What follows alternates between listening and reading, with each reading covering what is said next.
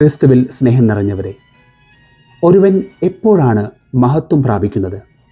ദൈവം അവനെ എപ്പോൾ ഉയർത്താൻ തുടങ്ങുന്നുവോ അപ്പോഴാണ് അവൻ മഹത്വം പ്രാപിക്കുന്നത്.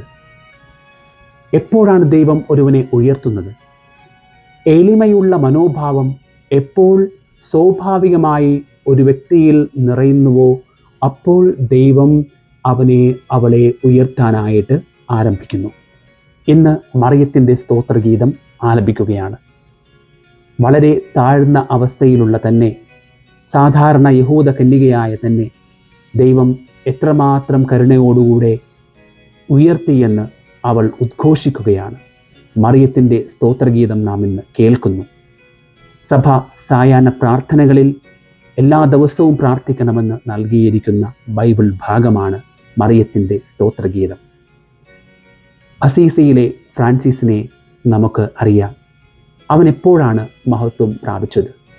സാധാരണ ആ നാട്ടിലെ ഏറ്റവും ധനികനായിട്ടുള്ള വ്യക്തിയുടെ മകനായി ജനിച്ച അവന് ആ രീതിയിൽ തന്നെ തുടർന്നിരുന്നുവെങ്കിൽ ആ കാലഘട്ടത്തിൽ മാത്രം അറിയപ്പെടുന്ന ഒരു വ്യക്തിയായി ഒതുങ്ങിപ്പോയാനെ.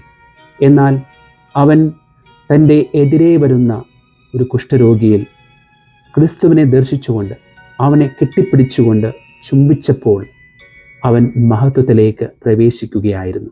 ഒരിക്കൽ ഒരു ഹോസ്പിറ്റലിൽ ഒരു ഹെഡ് നഴ്സ് ആ ഹോസ്പിറ്റലിലേക്ക് ഡ്യൂട്ടിക്ക് വേണ്ടി കടന്നു വരുന്ന ഒരു ഡോക്ടറിനെ വളരെ ഊഷ്മളമായി എതിരേൽക്കുന്നു.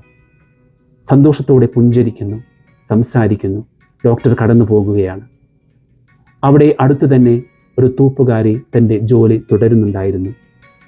എന്നാൽ അവൾ അവിടെ നിൽക്കുന്നുണ്ട് എന്നുള്ള പരിഗണന പോലും നൽകാതെ കടന്നു പോകുന്ന ഹെഡ് നഴ്സ്, നാം നമ്മുടെ മുന്നിൽ നിൽക്കുന്ന വ്യക്തിയിൽ യേശുവിനെ യഥാർത്ഥത്തിൽ കണ്ടെത്തുമ്പോൾ, തിരിച്ചറിയുമ്പോൾ നാം മഹത്വത്തിലേക്ക് പ്രവേശിക്കുകയായി.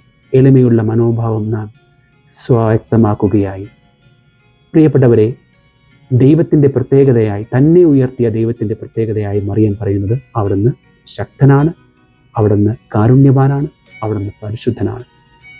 നാം പരിശുദ്ധി പ്രാപിക്കണമെങ്കിൽ അവിടുത്തെ പ്രത്യേകതയായ, ദൈവത്തിൻ്റെ പ്രത്യേകതയായ കാരുണ്യം മറ്റുള്ളവരിലേക്ക്, അത് ചിലപ്പോൾ ചെറിയ പുഞ്ചിരിയിലൂടെയാകാം, മറ്റുള്ളവരെ പരിഗണിക്കുന്നതിലൂടെയാകാം, മറ്റുള്ളവരെ സഹായിക്കുന്നതിലൂടെയാകാം. ഇങ്ങനെ പല രീതിയിൽ കാരുണ്യം നമ്മിൽ നിന്ന് ഒഴുകുമ്പോൾ, ദൈവത്തിൻ്റെ പ്രത്യേകത തിരിച്ചറിയുമ്പോൾ ദൈവം നമ്മെ ശ്രദ്ധിക്കുന്നു, ദൈവം നമ്മെ മഹത്വത്തിലേക്ക് ഉയർത്തുന്നു. ദൈവം നമ്മെ അനുഗ്രഹിക്കട്ടെ.